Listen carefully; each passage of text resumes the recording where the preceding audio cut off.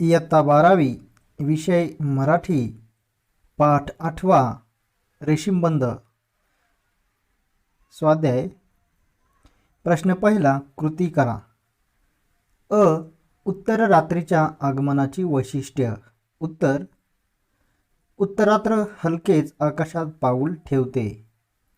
तिची मुलायम पावले हळुवारपणे व अलगद पडतात. तिच्या पावलांची मंद मंद नाजूक स्पंदने निर्माण होतात. तिच्या आगमनाची कोणालाही चाऊल सुद्धा लागत नाही. आ. घाणेरीच्या फुलांची वैशिष्ट्य. उत्तर. किरमिजी रंग, निळसर रंग, पिवळसर रंग, इवलासा आकार. ई. चाफ्याच्या फुलांची वैशिष्ट्य. उत्तर. रक्तचंदन रंग, मंद मंद गंध. ई. उत्तरात्रीच्या वेळी खिडकीतून बाहेर पाहताना फुलांविषयी लेखकाच्या मनात निर्माण होणारे प्रश्न. उत्तर. आपले या फुलांशी कोणते नाते आहे? फुलांना भेटण्याची असोशी आपल्याला का वाटत राहते?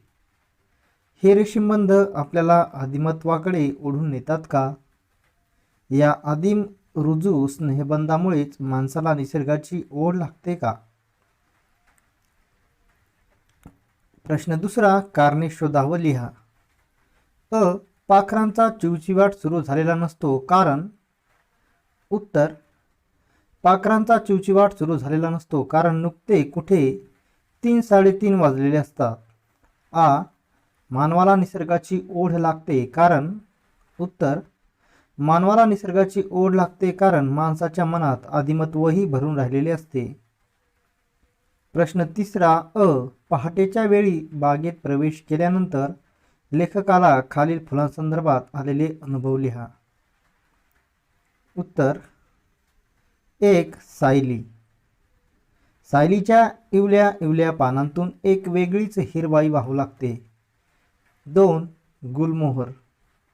गुलमोहराजवळ जावं तर त्यानं स्वागतासाठी केशरी सडाच शिंपून ठेवलेला असतो. 3. जेक्रॉन्डा. जेक्रॉन्डाची निळी जांभळी फुलं रक्तचंदनी चाफ्याशी बिलगून गप्पा गोष्टी करत असतात. 4. चाफा. चाफ्यांजवळ जावं तर त्यांच्या फुलांचा एक वेगळाच मंद मंद गंध येत असतो, पण तो निशिगंधासारखा मात्र नसतो. आ. वर्णन करा. 1. उत्तररात्रीचे आगमन. उत्तर. मध्यरात्र उलटली की उत्तररात्र हलकेच आकाशात पाऊल टाकते. उत्तररात्रीची पावले मुळातच मुलायम. त्यात ती रात्र आपली मुलायम पावले हळुवारपणे अलगद ठेवीत येते. कुणालाही चावल लागणे कठीण, मात्र लेखकांचे उत्तरात्रीशी अत्यंत जवळीकीचे नाते आहे. त्यामुळे तिच्या पावलांची मंद मंद नाजूक स्पंदने लेखकांच्या मनात उमटत राहतात. लेखकांना झोप लागत नाही. आपली झोप जणू पूर्ण झाली आहे असेच त्यांना वाटत राहते. 2. पहाट व पाखरे यांच्यातील नाते. उत्तर. लेखकांना भोवतालचा निसर्ग माणसासारखाच भावभावनांनी भरलेला भासतो. पहाटेची घटना तशी साधीशीच. पहाट होत आहे. पाखरांचा बारीक बारीक आवाज सुरू झाला आहे. त्यांच्या हालचालींना सुरुवात होत आहे. पहाट हळूहळू पुढे सरकत आहे. या प्रसंगात लेखकांना मानवी भावभावनांचे दर्शन घडते. पाखरांचा बारीक बारीक आवाज म्हणजे त्यांची कुजबुज होय. ती जणू एकमेकांना विचारत आहेत, पहाट आली का? पहाटेचे हळुवारीने पाहून लेखकांना वाटते की पाखरांना त्रास होऊ नये म्हणूनच जणू पहाट हळूच पाखरांना विचारते की मी येऊ का? त्या दोघांमधले हळुवार कोमल नातेच लेखकांना या वाक्यातून व्यक्त करायचे आहे. ई. खालील घटकांच्या संदर्भात पाठात आलेल्या मानवी क्रिया लिहा. वृक्षासंदर्भात आलेल्या क्रिया आहे. डोळा लागलेला असतो. वेली. डोळा लागलेला असतो. फुले विसावलेली सुखावलेली असतात. पाखरे गाढ झोपलेली असतात. प्रश्न चौथा, व्याकरण. अ. खालील वाक्प्रचारांचा अर्थ सांगून वाक्यात उपयोग करा. 1. मन समेवर येणे. याचा अर्थ आहे मन शांत व एखाद्या गोष्टीशी एकरूप होणे. यावर वाक्य: राहुलचे रात्रभर भरकटणारे मन प्रभात फेरीसाठी बाहेर पडल्यावर एकदम समयवर आले. 2. साखर झोपेत असणे. याचा अर्थ आहे पहाटेच्या गाढ स्वप्नील निद्रेत असणे. यावर वाक्य: पहाटे राहुल साखर झोपेत असताना बाहेर पाऊस पडत होता. खालील वाक्यांत योग्य विरामचिन्हांचा उपयोग करा. 1. खरं तर पहाटच त्यांना विचारत असते की मी येऊ का तुम्हाला भेटायला. उत्तर या पद्धतीने असेल: खरं तर पहाटच त्यांना विचारत असते की मी येऊ का तुम्हाला भेटायला. 2. निशिगंध म्हणजे निशिगंधच. याचं उत्तर आहे निशिगंध म्हणजे निशिगंधच. खालील वाक्यांचा प्रकार ओळखून सूचनेप्रमाणे तक्ता पूर्ण करा. वाक्यप्रकार व बदलासाठी सूचना. वाक्य आहे: 1. वृक्षवेली आपल्याला केवढा तजेला केवढा विरंगुळा देऊन जातात. तर या वाक्याचा प्रकार आहे उद्गारार्थी वाक्य. वेदनार्थी वाक्य होईल याचे: वृक्षवल्ली आपल्याला तजेला आणि विरंगुळा देतात. दुसरे वाक्य: आल्हादाला आणि हर्षोल्लासाला अनावर भरती येते. या वाक्याचा प्रकार आहे विधानार्थी वाक्य. तर याचे उद्गारार्थी होईल: किती अनावर भरती येते आल्हादाला आणि हर्षोल्लासाला. तिसरं वाक्य आहे: वाफे तर कोरडेच आहेत. या वाक्याचा प्रकार आहे होकारार्थी वाक्य. तर याचे नकारार्थी करायचे आहे: वाफे तर ओले नाहीतच. खालील तक्ता पूर्ण करा. सामासिक शब्द, समासाचा विग्रह, समासाचे नाव. सामासिक शब्द आहे पांढरा शुभ्र. तर याचा समास आहे, याचा विग्रह होईल शुभ्र असा पांढरा. आणि या समासाचे नाव आहे कर्मधारय समास. दुसरा सामासिक शब्द आहे वृक्षवेली. याचा विग्रह होईल वृक्ष आणि वेली. आणि या समासाचे नाव आहे इतरेतर द्वंद्व. सामासिक शब्द तिसरा गप्पा गोष्टी. या शब्दाचा विग्रह गप्पा गोष्टी वगैरे. समासाचे नाव समाहार द्वंद्व. सामासिक शब्द चौथा सुख दुःख. याचा विग्रह सुख किंवा दुःख. समासाचे नाव वैकल्पिक द्वंद्व. खालील वाक्यांतील प्रयोग ओळखा व लिहा. 1. खिडकी हलकेच उघडतो. या वाक्यातील प्रयोग आहे कर्तरी प्रयोग. 2. मानवाला निसर्गाची ओढ लागून राहिली. या वाक्यातील प्रयोग आहे कर्मणी प्रयोग. 3. तुम्हालाही त्यातला आल्हाद जाणवेल. या वाक्यातील प्रयोग भावे प्रयोग. प्रश्न 5वा स्वमत. मानवाला निसर्गाची जी ओढ युगानयुगांपासून लागून राहिली आहे ती या आदिम रुजू स्नेहबंधामुळे तर नाही. या विधानासंबंधी तुमचे मत लिहा. उत्तर रात्रीचे दृश्य खरोखरच विलक्षण असते. सर्वत्र सर्व काही शांत निवांत असते. दिवसा इकडे तिकडे सतत धावणारी, कोणती ना कोणती कामे करीत राहणारी, एकमेकांशी बोलणारी, एकमेकांशी भांडणारी, एकमेकांवर प्रेम करणारी ही माणसे निवांत झोपलेली असतात. काहीजण दिवसा चिंतांनी ग्रासलेली असतात. काहीजण मिळालेल्या यशामुळे आनंदाच्या सुखाच्या शिखरावर असतात. या सर्व भावभावना, सर्व सुखदुःखे उत्तर रात्रीच्या क्षणामध्ये विरून गेलेल्या असतात. दुष्ट विचार, दुष्ट भावना आणि चांगल्या माणसांच्या मनातले चांगले विचार, चांगल्या भावना हे सर्व काही त्या क्षणी दूर निघून गेलेले असते. माणसे भांडतात तेव्हा त्यांचे भाव आठवून पहा. सर्व त्वेष, द्वेष, राग, संताप उफाळून असतो. तीच माणसे उत्तर रात्री या सर्व भावभावनांचे गाठोडे बाजूला ठेवून निवांत झालेली असतात. सज्जन व दुर्जन दोघेही शेजारी शेजारी झोपलेले असतील तर त्यांच्यातला चांगला कोण व वाईट कोण हे नुसते पाहूनच ठरवताच येणार नाही. त्या क्षणी सर्वांचे मन निर्मळ शुद्ध झालेले असते. सर्व प्राणीमात्रामध्ये, वनस्पतीमध्ये हाच शुद्ध भाव वसत असतो आणि हा शुद्ध भाव अनादी काळापासून सर्वांच्या मनात वस्ती करून आहे. माणसाचे मन या मूळ भावनेकडेच धाव घेत असते. आदिम खूप खूप पूर्वीचे मृदू म्हणजे साधे, सरळ, निर्मळ, पारदर्शी.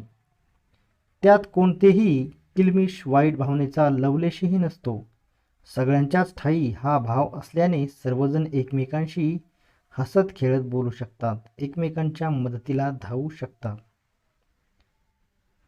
एकमेकावर प्रेम करतात. त्या शुद्ध निर्मळ भावनेने एकमेकांशी बांधले जातात. लेखकाला या वाक्यातून हेच सांगायचे आहे. आ रेशीमबंध या शीर्षकाची समर्पकता तुमच्या शब्दांत लिहा. उत्तर: लेखकांचे निसर्गाशी अत्यंत कोमल, हळूवार, नाजूक नाते आहे. त्यांच्या मते सर्व माणसांचेच तसे नाते असते. या हळूवार कोमल नात्याचे दर्शन लेखक या पाठात घडवतात. हे नाते रेशमासारखे तलम मुलायम आहे, म्हणून ते रेशीमबंध. हे रेशीमबंध लेखकांनी अत्यंत मुलायमपणे, हळुवारपणे उलगडून दाखवले आहेत. नीरव शांततेत उत्तरात्र हळुवारपणे कोमल पावले टाकत येते.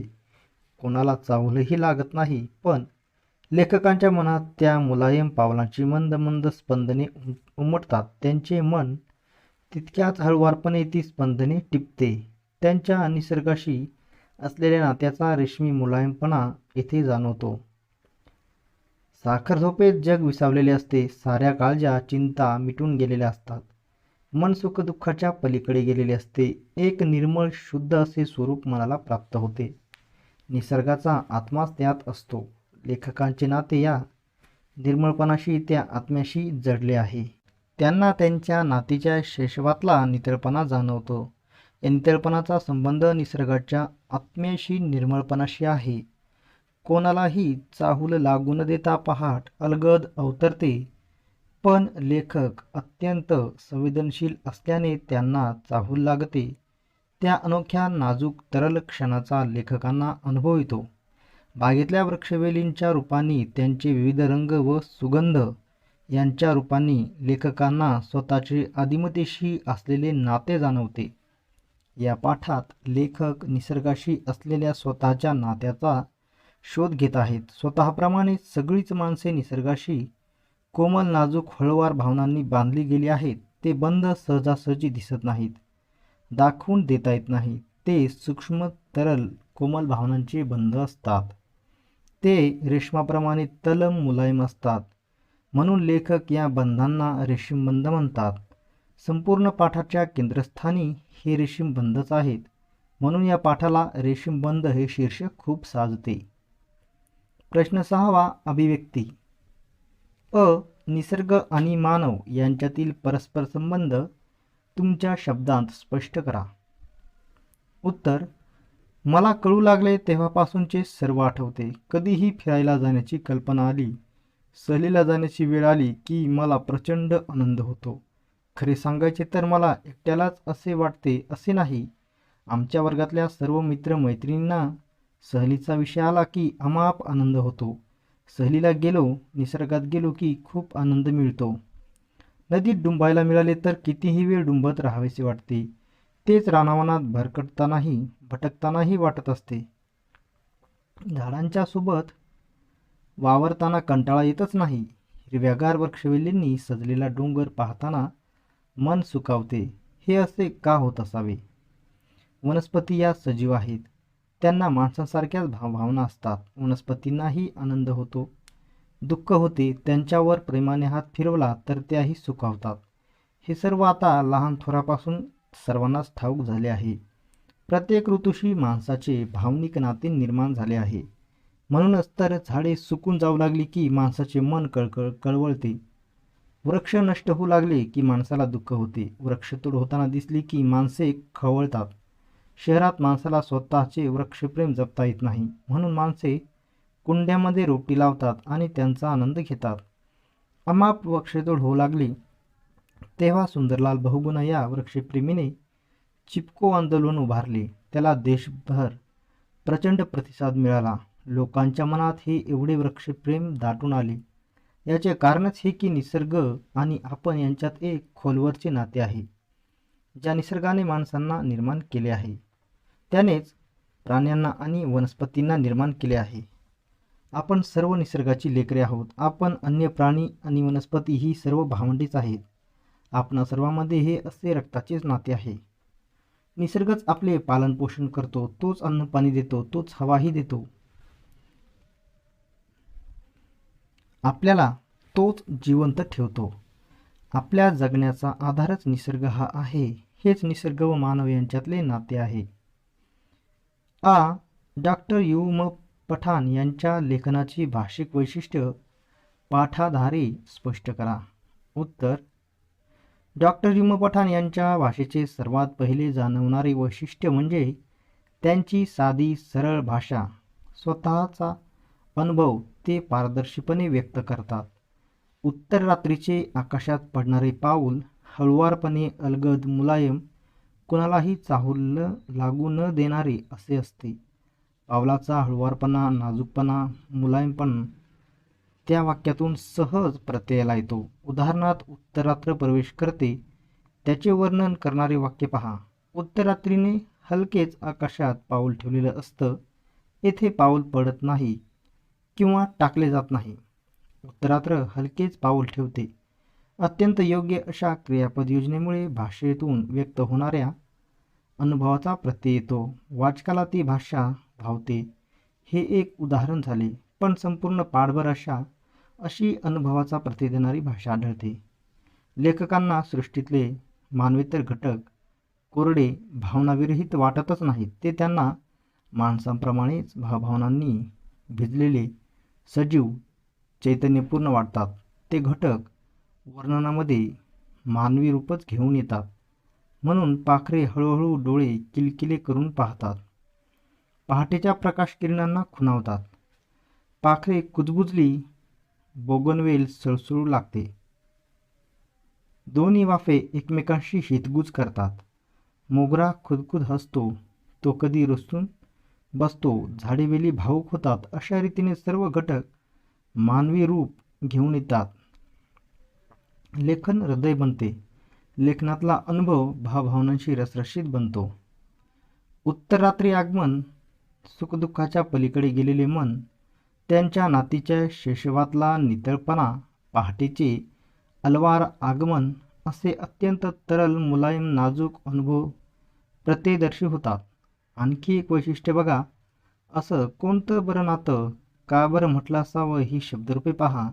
ही छापील वळणाची शब्दरूपे नाहीत. ही दैनंदिन जीवनातील बोलण्यातली शब्दरूपे आहेत. एखादा माणूस आपल्या जिवलग मित्राशी जीवाभावाच्या गप्पा गोष्टी करीत बसला असावा, तसे हा लेख वाचताना वाटत राहते. म्हणूनच संपूर्ण लेखात भाषेला एक वेगळाच गोडवा प्राप्त झाल्याचे दिसून येते.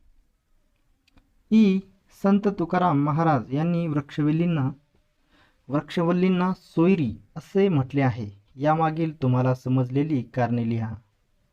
उत्तर, थोडा वेळ बागेत बसले, रानात फेरफटका मारला की मनाला खूप आल्हाद मिळतो.